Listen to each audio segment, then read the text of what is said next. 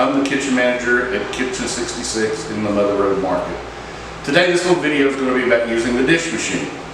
As you come in to do dishes, you want to just kind of take an overview of everything, make sure it's clean. The first thing you want to check are the chemicals that are in the 3 buckets. There's a blue, green, and a red one that will be under the table here. Those are the chemicals that do the work in the machine to clean your dishes. There'll be a separate video how to replace one of those if one of them happens to be empty. If you didn't do a good job scraping, you want to get as much food stuff out of your pots, pans, dishes, utensils as you can, because as with almost every commercial kitchen around, we do not have garbage disposals like you have at home. So any garbage that goes down the sink has a really big chance of either clogging the plumbing or even worse, clogging the grease trap, which would shut everybody down until it's clean. No food goes down any sink ever at all in here. Use the spray nozzle. You can spray your dishes off. There's a little residue.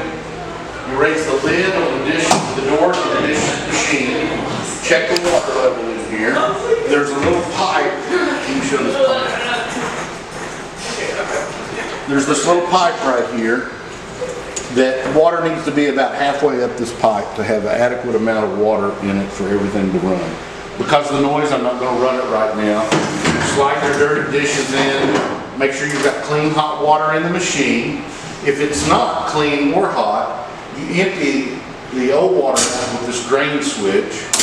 And then to the left of that is a button, a black button that says fill. Push that and it puts water in the machine. When you get up to the level of the pipe that we just showed you, just shut the door all the way. Again, it'll automatically kick on and it will start running.